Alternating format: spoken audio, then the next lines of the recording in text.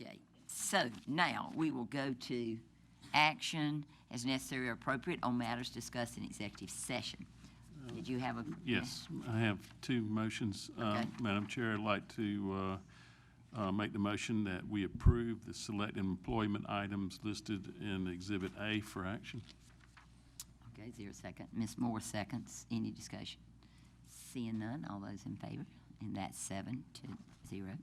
I think the other one that Mr. Yes, if you will allow me to at this point in time. This is what he tried to do. Yeah, I had this put in the wrong place, I think. That's all right. But anyway, I make the motion that under item 8D of the superintendent's report from tonight's meeting that cost code 924 1.0 FTEs allocated to the 5 program be repurposed to fund the Good News Ambassador supplements at each of our schools. The administration has already announced reduction in the overall 5 program. Student nutrition and transportation by a Good News Ambassador and 1 district office employee will receive this supplement for training and monitoring the school ambassadors. The FTE was budgeted at $69,307. Therefore, it will be sufficient to cover each $1,500 supplement, respectively submitted. Is there a second? Ms. Huddle seconds. Now, we've talked about this, but you may have some more questions. Anybody? Questions? Seeing none, we'll put that to a vote. All those in favor? And that was 6. And those opposed? 1 opposed. Got that? Ms. Hammond? Yes. I thought oh gosh, I heard you and then I saw him. You? I was going to do one on F. I'm sorry, Matt. E. I said. Well, I just heard her, and I was just seeing if you Well, wanted E to add comes to before F, so. No, but I was going to recognize you because I heard you, Ms. Hammond. Yeah. Chairman Hammond, I'd like to make a motion. Okay. I'd like to make a motion that the board directs their attorney to dismiss case number 2021-CP-32-03699. Is there a second? Ms. Hines seconds. Okay. Any discussion? Not unless anybody has questions. It's your motion. Would you like to address it? Your reasoning? Yeah, I mean, reason is following the advice of the attorney or attorneys. And I feel that this is something that we could reallocate the money and put it into a classroom versus chasing something else. Anybody else? Ms. Huddle? I'd like to clarify that I didn't hear that as the advice of the attorney. And I'm particularly worried about using that phraseology since we had an attorney say something to that effect before, but I did not hear that as the advice of the attorney. Well, I think we had choices. Without using any names in this case, I would say as chair, that was an option, what Mr. Hogan just said. I think one reason is that we as a school board would rather have all of our money going to the classroom. We don't want to be involved in anything frivolous. The only concern I had from what we were in legal advice was because this particular person or this particular case made a counter claim with us, I was a little more in favor of one of the options where we gave each of us the chance to drop the case. So I'm a little more, that's when I heard that I may think that's more fair, so that we save the money also of not having to defend the case. So that might be, that's a little bit how, had I not heard that from the legal counsel, I may agree with yours. Yes, Ms. Hines. I just kind of want to reiterate what Mr. Hogan has said. I think we've already made this motion before. We feel, or I personally feel that that this particular case, I mean, there isn't really a resolution. I understand that there's a counterclaim, but we are covered by Skibbit. And instead of paying a lot of money to defend ourselves for a counterclaim for a case that it is very unlikely and we have been told this, and I think that it is better to handle it that way than for us to spend tax dollars that we could put into a classroom on legal fees. So, and I heard very similar advice that Mr. Hogan Well, has said. to clarify it, I think that the School Board Association lawyer would handle the other two, even if it continues. But not if we don't drop this. If it would No, be. that's not, I didn't want to Ms. say. Hammond, I call for the question. I don't think it's appropriate to All right, have well, this let's- discussion in public. Okay, well, let's vote on, you want to repeat it just so everybody can hear? I make the motion that the board directs their attorney to dismiss case number 2021-CP-32-03699. Okay, all those in favor? And that's 3. All those opposed? 4. So it fails 3-4. Ms. Hammond, I have a motion. Yes. I move that we schedule a special called meeting on September 19th at 7 p.m. to discuss legal advice on actions to be taken pursuant to the findings of the detailed procurement audit. Is there a second? Mr. Lovelace seconds. Would you like to explain your purpose of that motion? Yes, ma'am. While we discussed this a little bit in executive session tonight, it really requires more time, plus the auditor needs more time to complete the audit. And I think along with yours, we are all very anxious to have it ended in the final phase because of the interest of course, the taxpayer and of this board.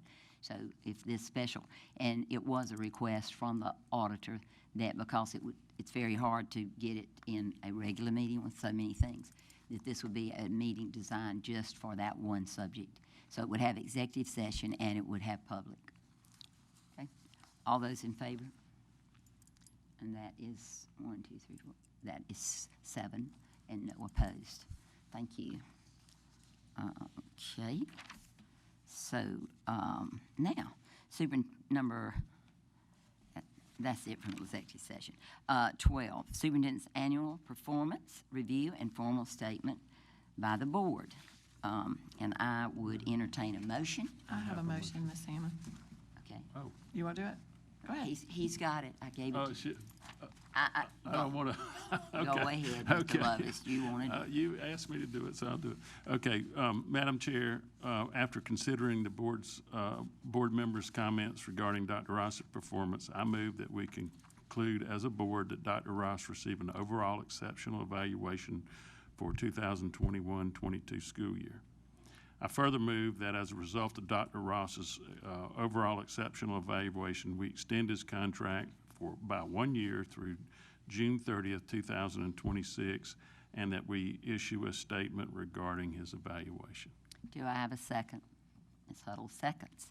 So certainly an opportunity for anyone to make any comments about, and we have sent a letter to you that you have in your possession, and all the board saw it. Any other thing before we vote, Ms. Huddle? Ms. Huddle. Ms. Huddle? We won't get into pronouns.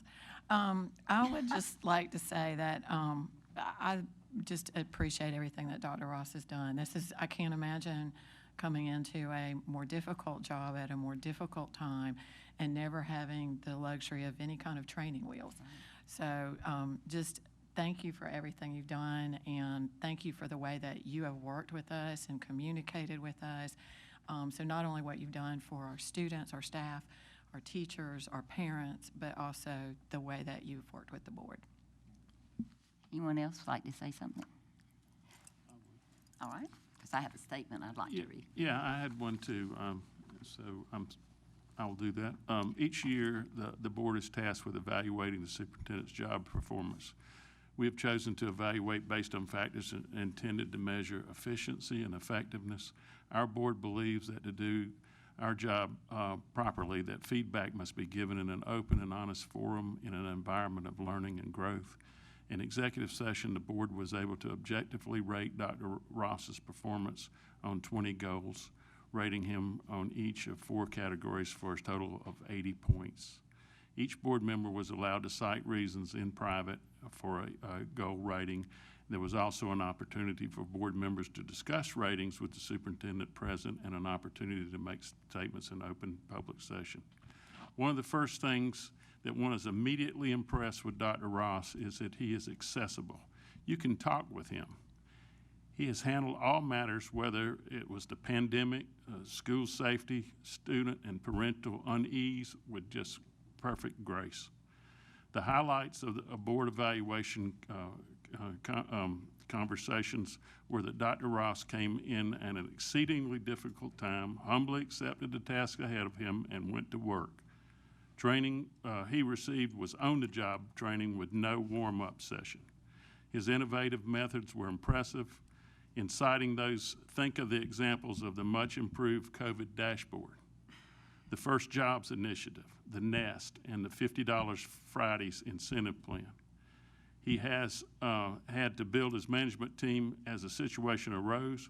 While doing those tasks, he answered the bell with teacher staffing, which is in crisis, and has done a superlative job in retaining and hiring for the upcoming school year. The board has grown with Dr. Ross. It has continued its newly minted public committee meetings, which has helped him understand the depth of leadership, understand and with discussion that the board expects. He embraced the committee meetings, taking the opportunity to let us learn his philosophy and style of leadership. We also look forward to growth in areas of delegation, holding those in positions of trust to be accountable, and enforcing the superintendent's decision with more firmness. All in all, we look forward to another year of growth through experience. Anyone else before we vote? Any other comments? All those in favor of that motion? Everybody, I don't need to read it again. If you don't mind, one more time. No. All those in favor?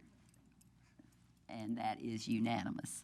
And now I have my little statement. See, at our board meeting on July 11th, and this evening, the board met to evaluate Dr. Ross's performance during the past school year, and we met with Dr. Ross to discuss the evaluation. The board evaluated Dr. Ross's performance in 5 primary areas, including governance and board relations, community relations, staff relations, business and finance, and instructional leadership. We wish to commend Dr. Ross on his overall exceptional evaluation for the 2021-22 school year. We appreciate the leadership he has provided to this district during this past year. One of the first things that impressed us about Dr. Ross is that he is accessible. He has handled all matters with grace. He came in an exceedingly difficult time, humbly accepted the task ahead of him, and he went straight to work. Dr. Ross's leadership is inspiring. He has brought many innovative ideas to the district, which has proven valuable. As a result of Dr. Ross's exceptional evaluation, we voted to extend his contract 1 year through June 30th, 2026. We greatly appreciate Dr. Ross's exceptional leadership and commitment to our district and the leadership he will continue to provide for our district. So I'd like to give you a hand. And he's also very humble, so I'm probably sitting here embarrassing him. Next, item 13, action to approve bond referendum to finance facilities improvements, Exhibit H. Ms. Huddle. Ms. Hammond, I move that we defer this vote until we have some more information, and I'll elaborate on that, but I'd just like to make the motion to start. Is there a second? Mr. Lovelace seconds. The reason I would like to defer the vote is, and I'm just speaking for myself here, I agree with the vast majority of these projects. We need to renovate Nursery Road and Harbison West, and I believe in the 6th grade wings and the Chapin Fine Arts Center. I don't disagree with the items.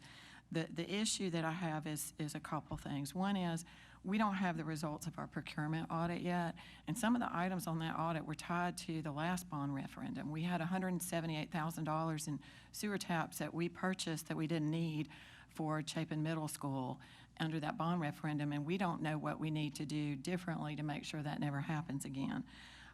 We also haven't seen the enrollment study, and we'll effectively, as it stands now, if we don't make any adjustments, we're going to have one more building in our footprint, which will also increase our operating cost, and we haven't looked at that yet.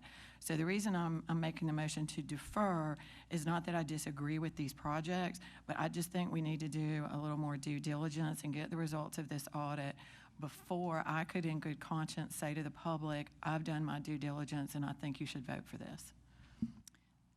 Ms. Blackburn-Hines. I have a question and then kind of a comment onto that. When you say defer, do you mean defer to another year, another election cycle? Because from what we've been told, the question would have to be put on the ballot by noon on Monday if it's going to go forward in this election cycle, correct? So is that what you're asking? Okay, I would just like to speak in support of Kathy's motion. There's a lot of questions that I have had about this bond referendum from the beginning, and some of them stem from how we are prioritizing the list, to questions on inflation, and I know that has been addressed. The supply chain and inflation question has been asked almost every meeting. We have been, this bond has gone from $130 million to $150 million based on inflation, and we've been told that we've reevaluated those numbers to make sure that it's based on inflation, but I mean, we haven't even really talked about this, but the numbers that we have on Irmo High School, I mean, apparently we're $20 million over budget. This board hasn't publicly talked about that. And if that's the case in this short period of time between we approving Irmo and the rest of this bond, I'm worried that we won't get through 3 items on this and prices will continue to skyrocket. Interest rates are continuing to skyrocket, and we haven't really even had a discussion as a board about how these items have been prioritized or how they should be prioritized really in depth. It's been every single meeting we have had a different list or different information, and now we're August 8th, 1 week away from it being put onto the bond or onto the ballot. And while this is a unique situation because we could put it forth to the voters, and it's not, just the board voting on whether or not we think that we should spend this money or not. It goes to the voters. I feel like we need to have a well-thought-out plan to present to the voters for them to agree with or disagree with. And having doubts at this point as a board member makes me feel like I'm not in good faith putting forward a question. So that's kind of my thought process. Thank you. I'd like to hear from everybody. Yes, Ms. Moore. I feel like I can hear me, but I don't know if anybody else can hear me. I just wanted to explain why I second the vote. I also agree. I am very much in favor of our facilities being updated, but I am quite concerned with looking at the list, and I understand that it was a community-led list, but I think it's something that we have to evaluate. I'm frightened that I look at Irmo and see so many schools that are in the red, yet they are prioritized lower on the list when it comes to needing updates. We just discussed tonight how Nursery Road needs walls, and that's quite concerning that it's lower than a Chapin Fine Arts Center. So I just think that as all of these need to be done, we need more time to sit and discuss this and figure out how we are going to appropriate these funds in order to make those schools up where all of our other schools are. So, Thank you, Ms. Moore. Mr. Hogan? I disagree. To be bluntly honest, I do disagree, Tiffany, and I think the world of you, and Rebecca, I disagree with you as well. None of us have a crystal ball. None of us have the understanding to look into the future, but I do know if we look into the past, we're addressing issues that should have been addressed in the past. And that I know that it's only going to get more expensive. I know that money's going to be more difficult to come about. And I look at this scenario kind of like if somebody's building a house right now, I bet they really wish they could have closed on their mortgage a year ago versus waiting on their house to be done. So it's an opportunity where we can solidify the funds and build out the future as to where Dr. Ross's vision has this district going. So I'll leave it at that. Thank you, Mr. Hogan. Ms. Gardner? Well, I did have a question. We did sort of say that we were going to talk about the options for the funding for what would happen if we weren't, if we didn't approve the bond to go to the ballot. I just have questions on the chart where it has the yellow for Irmo High debt. Are we currently planning on if we're not going to agree on this tonight, would those yellow bars, would we be able to pay it off in the 3 years that we had agreed to earlier, or is it what is the current plan? Because this is just the Thank you. future what if. What is the current plan? Again, Jay Glover from Public Financial Management. That's a very good question, because all along, you really have to plan your existing debt to take into account that you might do a bond referendum. So we're working with not a full deck of cards as we structure debt, a previous debt. But the short answer to that question is the $34 million that we've already done, that amortization is locked in over a period of time. That amortization actually stretches out, and let me get my numbers real quick. It is paid off between 2023 and 2031, with the bulk of it over the initial 4 years. But that amortization is locked in. The additional $16 million that we'll fund in 2023 and 2024, we have some flexibility to amortize that on a quicker basis. But if we do that and then you decide to do a referendum, it might limit your ability to do that referendum within your 69.5 mil limit. So that's really what we're working with. So short answer is yes, we do have the ability to accelerate some of that $16 million to generate that 8% debt quicker, but that might limit you if you're doing a referendum debt in the future. That's really why we structured those longer, to give you that room to pay interest. And again, I apologize. It's hard not to get in the weeds when talking about these numbers, but I hope that addressed your question. Oh, it does, except what if we waited a year? How does this change this chart? Does it change it much, or? Not substantially. I mean, we would need to adjust things along the way, and we would probably, if the district was still considering a referendum, even on a deferred basis, we would want to build your debt with the flexibility to do so. And that, would mean stretching out that 8% debt longer and not generating as much capacity on an ongoing basis. Yes, sure. Do you foresee, I know I'm asking you to have your crystal ball now, and with inflation and interest rates rising, do you foresee that it's going to continue to rise? Will it be more expensive to borrow this money? Because we're already planning to do 50-50-50 maybe. That was something that we had talked about. If we waited a year to do that, is there a good chance that that 50 is going to be more expensive? The first 50, we know the other ones will be, but. Yeah, again, interest rates are definitely going up. I mean, the Federal Reserve continues to raise interest rates, and if you keep in mind, that's the short end of the yield curve that's going up the most. The longer end of the yield curve, which is where you would be amortizing these bonds out 15 years, is actually being held down somewhat due to recession fears. So it's, we hear about interest rates going up. They are indeed going up, but it's impacting the short end of the yield curve, so 1, 2, 3 years, more so than 15, 20, and 30 years. We have what's called an inverted yield curve right now, where 2 and 3 year rates are actually higher than 30-year rates. But I would not assume rates are going to be any lower next year this time. I mean, again, they could be, but my assumption is rates will continue to trend up, more so on the short end of the curve than on the long end of the curve, though. Anything else? I just wanted a clarification statement. On the list that was presented to us tonight, Chapin High School's Fine Arts Building is not rated higher than Nursery Road. It just is one, it's got the same rating of a 5 on the list. It just happens to be probably the way it was listed, maybe because they might be able to start the project sooner.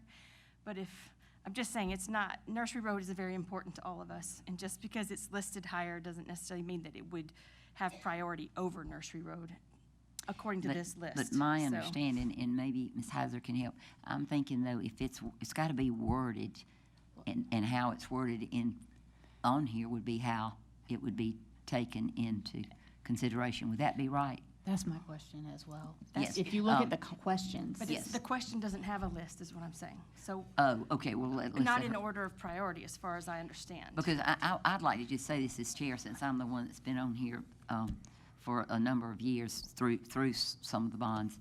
One of the things that the public did criticize is the wording should be exactly, because we've had people, former boards, that have worded it where you have total leeway to do different projects before other projects. And I think this board's very committed to the wording, so if you'd help us on that. So I just assumed as they were listed, that's how they would have been on the document. Good evening, y'all. I'm Franny Hauser with Burr Foreman, formerly McNair. It's always good to be with y'all. And we had provided 3 different versions of what the ballot question would look like. The first 2 versions of that really were just based on attendance zones and put them in alphabetical order, basically. So there's no priority necessarily shown in the first 2 versions of the ballot question. In the 3rd version of the ballot question, we took the order of these projects from the chart that shows the year and basically the timing of them.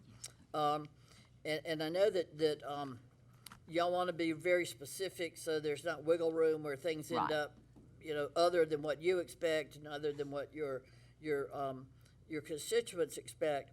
But even in the version with the priority, I mean, I'd recommended that you add some language to your resolution, because an unintended consequence of committing to doing projects in the exact order is if you run into a problem beyond your control with one of the projects, does that mean all the other projects stop? Yeah. And I've just seen unintended, there's no way to know today what will happen as you work through these. So we try to give y'all the specificity that you want, but also the flexibility that you may need as things roll out over a 5 or 6 year period of time. Thank you for that. And Dr. Ross, you want to comment to that now? Yes, Or you please. Okay, you want to add? We worked through extensive amount of facilities meetings to try to come up with this list, and feedback along the way would have, I think, could have clarified these questions. The reason that they're in this order is simply the phasing of the overall plan. One, we're only getting $50 million at a time, so you can't do all of them at the same time. So the way we were phasing this out was the first thing that had to happen was those 6th grade academies. I can't do walls in a elementary school while the kids are still in there. So we needed the Crossroads building empty. The only way to get the Crossroads building empty is to build the 6th grade academies. If you look at the prices of those, which are adjusted for inflation, we trust these architects to give us these numbers.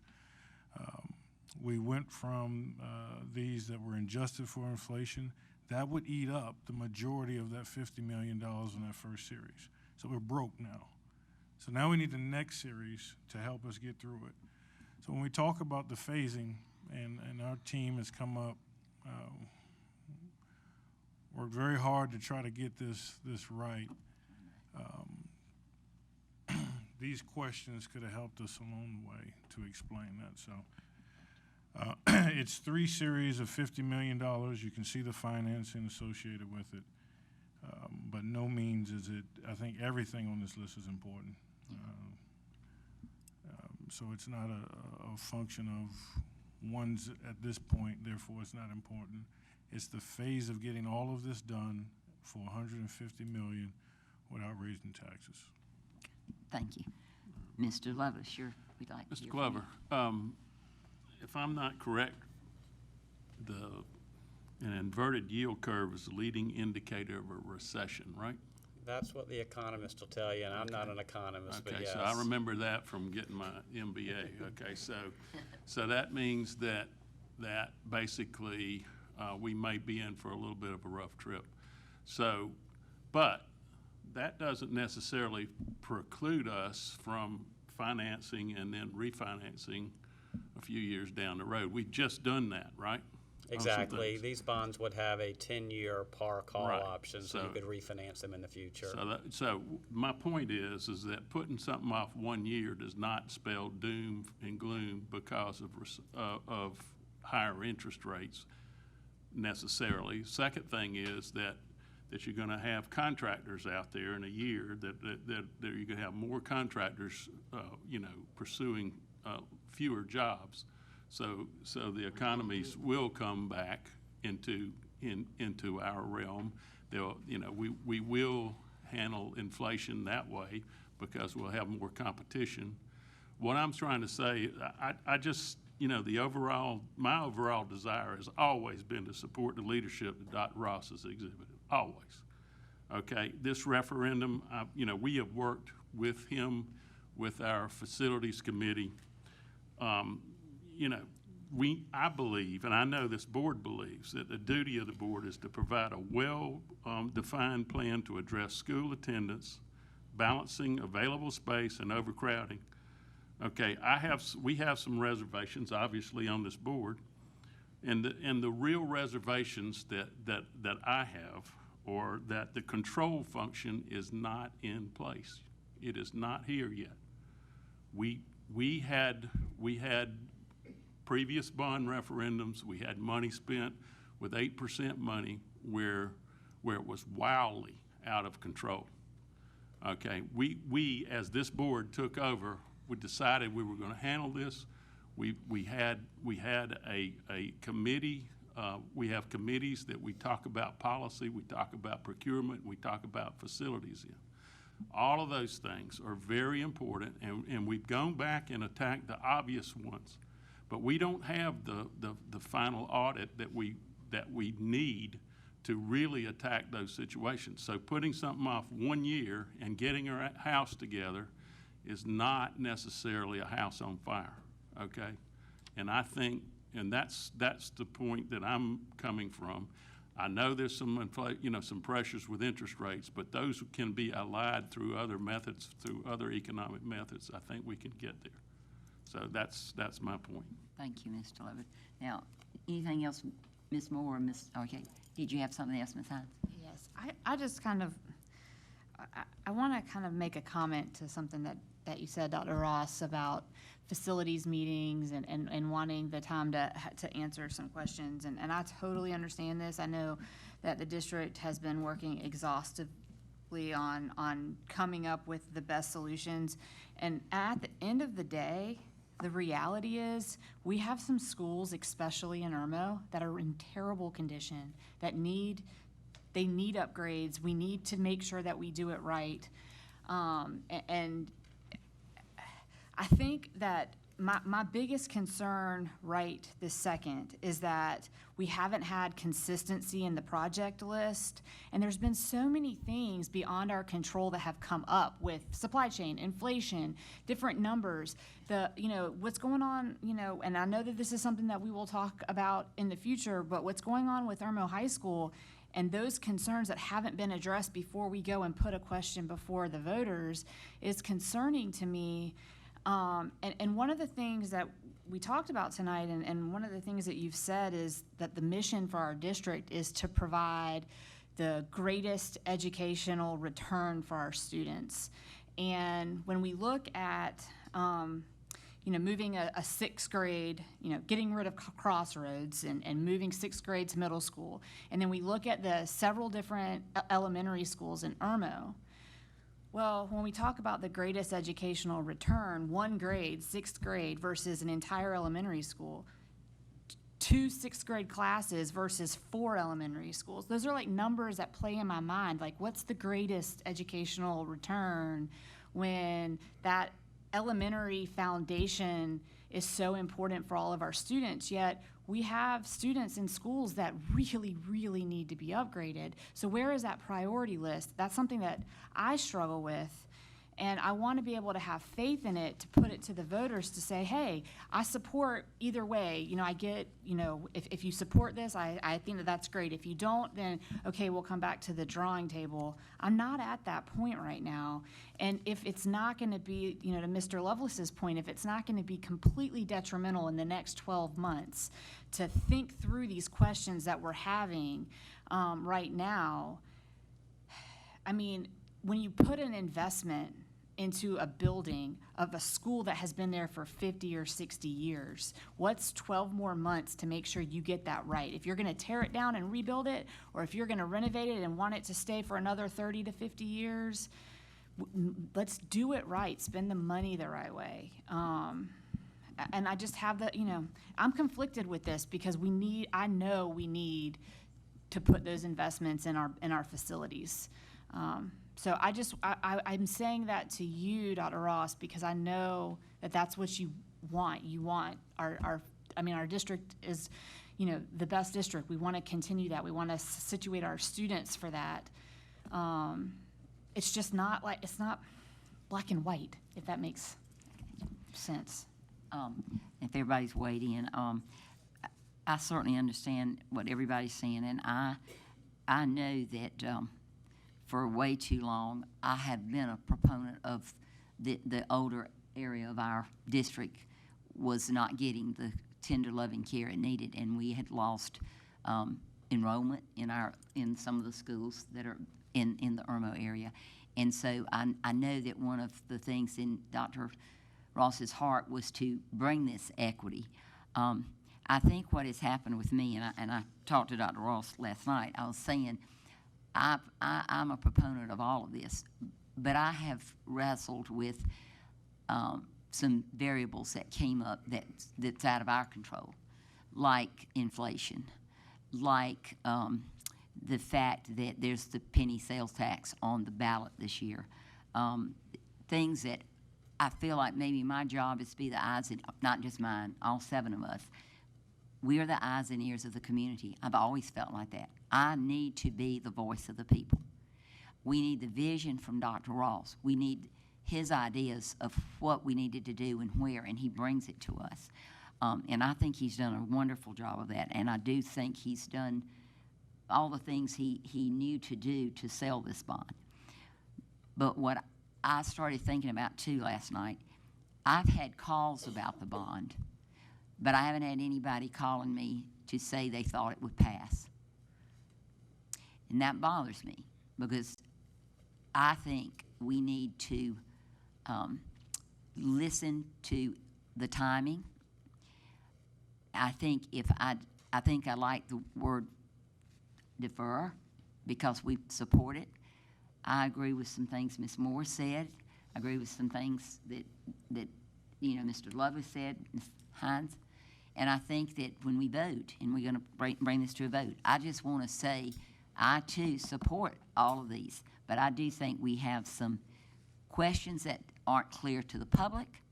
If they're not clear to the public, and I have heard from people, and we're not, and I don't know that we vote, but I've listened to all of you.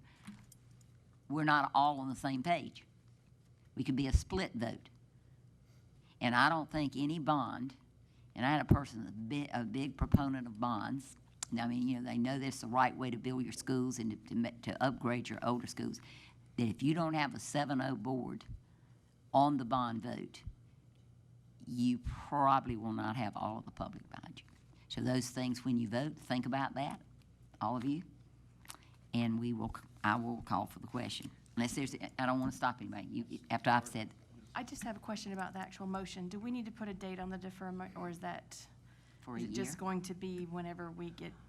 Well, I didn't want to say a year because I hope we can do it sooner than that, and then it can be on the ballot. So we might pass it before a year. So that's why I just You said mean, and defer. then it would be for the next November election? Right. I mean, I understand. could say if you guys wanted to defer for a ballot question for November 2023. Do you want to put a date on it? Okay. I just thought deferments needed a date, but maybe they don't. There's defer time certain, and there's just defer. Okay, So, that's my question, so. All right. All those in favor of Ms. Huddle's motion, to defer. That's 1, 2, 3, 4, 5. All those opposed, 2. And it is a 5 to 2 vote, and the motion passed. Number 14, CMTA Guaranteed Energy Savings Contractor, update regarding Dutch Fork Elementary and Irmo High School. This is for discussion. We have Mr. Wiseman, he's going to present us our CMTA contract. Madam Chairman, board members, Dr. Ross, and the community, thank you for allowing me to come up and to talk about the exciting things that are going on at Dutch Fork Elementary. As you know, I think back in February, the board voted to approve and award a contract to do some upgrades on some HVAC systems at Dutch Fork Elementary and a few at Irmo High School. We're in the process of doing that, the windows, the solar panels. At this time, we're in the process of making all that work and getting everything back together for the for the students returning next week. So the scope of the work at Dutch Fork Elementary was replacing 42 HVAC systems, upgrading the lighting system 100% to LED, the new gym roof, the solar panels, and 73 windows. As you know, or you should know, may know, may not, the roof has been completed at 100%, so we've completed that part of the project. The lighting right now is at about 65%. That was of last week. What I saw today, I know that even the contractor was down there putting lights in and panels up in the roof. So I think that's a lot further than what this slide indicates, and I think we'll be able to proceed without a lot of problem. There's a lot of people down there hustling to make sure that we have all that in place. So I'm real proud of what I see, and I know that they're working hard to do that. As of right now, 42 of the units were supposed to be in Dutch Fork Elementary. We've replaced or installed 36 of those. We have 6 more coming that'll be here hopefully soon. They will not be on the roofs before school starts, but we're working on a plan to temporarily cool the classrooms. The 2 classrooms I was in today had both a window unit, air conditioner, and a floor unit. And even with the doors open and the ceiling tiles up, it was comfortable, very comfortable. So we've upgraded some of the air conditioning floor models and the window units to make sure that they're quiet and they're comfortable. And we still have some issues in dealing with 4 of the areas in the office area that we're working on. We have not received the new windows in. They should be in here probably November, late October, and we'll start replacing those on the weekend when school's not in session so that we can do those things. Actually, the frames are here. We actually have to replace the glass in this case. Scope of work, Dutch Fork Elementary. As you know, I spoke previously about the solar panels. We've moved the position of solar panels to the parking lot to give us as you can see in the picture, a parking lot style solar panel. That'll eliminate any issues about the panels being up on the roof. The change was not a change order on the district's part. It was something that the vendor recommended, so that is at no cost to us. Scope of work at Irmo High School. There are 7 replacement units that are coming into the building, 100% upgraded on lights. If you're at the kickoff on Friday, you will be amazed at what the gym looks like. It is just truly awesome. You've got to wear your sunglasses. That's just all there is to it. And we're also working on getting the solar panels up. At this time, 5 of the 7 units have been installed. The lighting units is about 85 complete, and we focused again on the classroom areas and the gyms so that we can have lighting in there. They're still working on those. We're looking at probably by the time next week comes around, we should be about 90-something%, and then work on those again after school hours or on the weekends so it doesn't impact any of the students' learning. And the solar array, we actually have the components on ground, but just because so we can get everything else done, we're focusing on that to sometime in September. This is the most exciting part of the slide. We're looking at the savings. In the first year, I'm just going to go to 120 $1,000 just in utility savings and another roughly $20,000 in operations and management savings. So we're already going to start a return on our investment. More importantly, it's going to be brighter. It's going to be cooler in those buildings. So I'm excited about that. We've been down there working every day and looking at what we have, and things are going well, but it is busy. So pending any questions that you might have. Any questions? Mr. Lovett? I have one. I know we've been talking about inflation, okay, but is there any projection on what, just in general, or as the kilowatt hour of energy, is that projected to? Sorry, sir. Yeah, okay. But, no, I'm not, hold on a minute now. I mean, does it cost, what the cost of production with the type of energy that we're doing with solar and so forth, does the kilowatt hour go down because of that? Or does it go up, according to whether you get it from a power plant or from a solar, I honestly don't know the answer to that, sir. When I've often wondered if, since we're projecting this forward and we say $140,000 a year from that one building there at Dutch Fork, right? Isn't that- Yeah, Okay, that's for that's Dutch both Fork and schools. Irmo. Yes, sir. That's for Okay, both schools. $140,000 a year. Is that going to grow more than more than what you would normally see because of, In talking with the contractor, they do expect some growth. I have not asked a question about the kilowatt hours, something I can get back with you on, but that is projected to grow due to the cost with the solar panels. Yes, sir. I mean, all I'm saying is if we continue this type of thing where we go in and get guaranteed energy savings on every one of our 26 buildings, if we could get 26 times 140, that would be somewhere around, $2 million a year or something we might save, somewhere in that range if we could do this. Okay, so not only do we want to do this, but we don't want to stop here. We want to continue this rather than what I call plug and replace air conditioning changes. In other words, you don't really do anything for savings wise. All you do is put in a newer type of the same old thing. Yes, If sir. my freezer goes out, I don't get a better freezer, I just get one to replace it. In this situation, we're getting something better, so therefore we're gonna save ad infinitum. And if we can do that over 26 different buildings or 27, depending on how we look at that next year, then those savings should come back to us. So- Yes, sir, and the energy savings rating on those units and the lighting systems, again, that's obviously part of what we're going to save in the utility.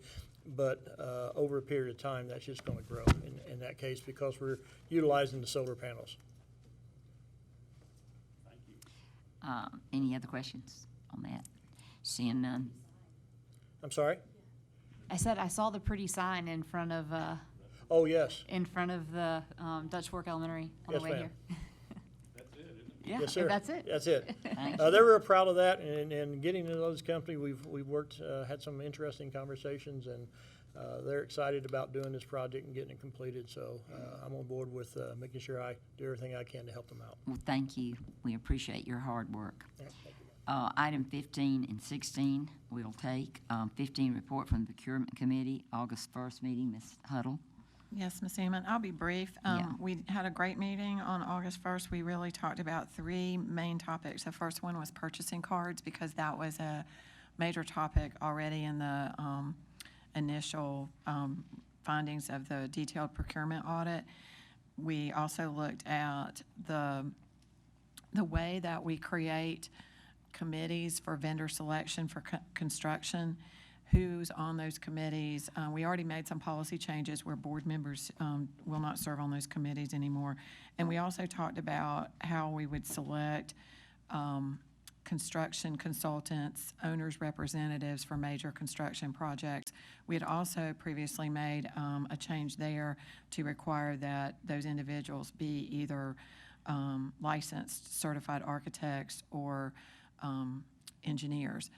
But the gist of those meetings, all three topics, is that one is we had some suggestions that we'll turn over to the new CFO that will, that she can consider for the guidelines or the details, but that also we want to look at our policies, and Dr. Ross was kind enough to provide some policies from some other school districts, particularly with regard to the purchasing or P cards.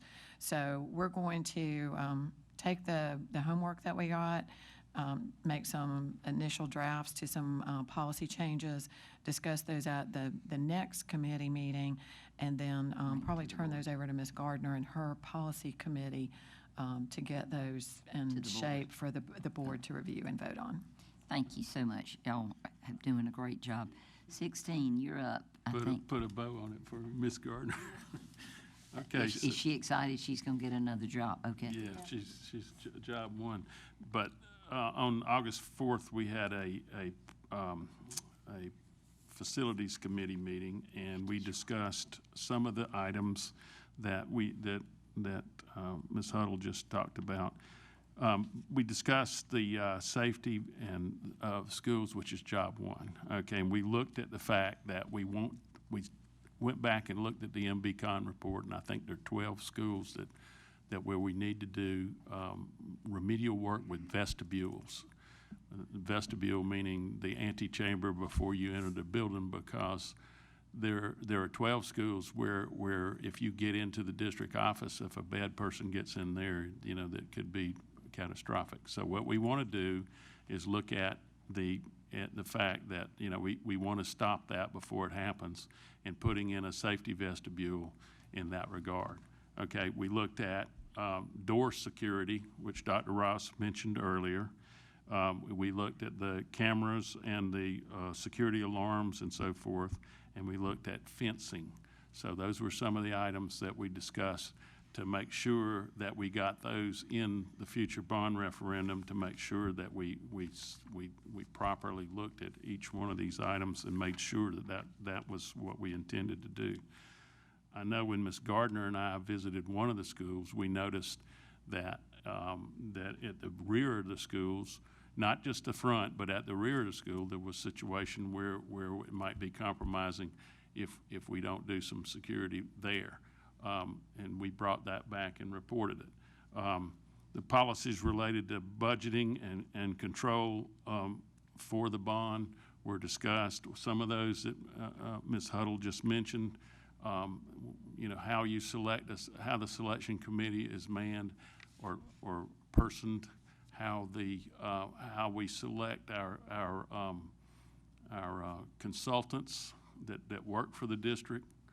I think Ms. Hines alluded to some situations at one of our recent ongoing projects with that.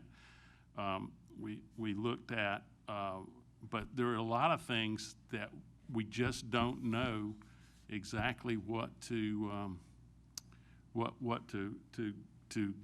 go at or to try to accomplish until we get the final report. So we are halfway there, I would say, in that regard. And so the committee looked at these things and realized where we were and decided that that we would have to meet again and discuss each and every item on here, so that we make a recommendation to the full board for policy change. Thank you. Thank you so much. Now, as I said, we have to go back for one item. Mr. Riser, you're so nice that you've had to stay with us this late. And then we will come back out here, to adjourn if there's any action on that. So adjourn to executive session. Do I have to? I don't think I do. You don't? You have to do a motion. No. No, we're not adjourned. He thought that. Don't go Chairwoman back. Hammond, I'd like to make a motion that we adjourn to executive session. Thank you, Mr. Hogan. He was trying to go home. Is there a second? You can vote no. All those, but I don't think you have to. I don't think you have.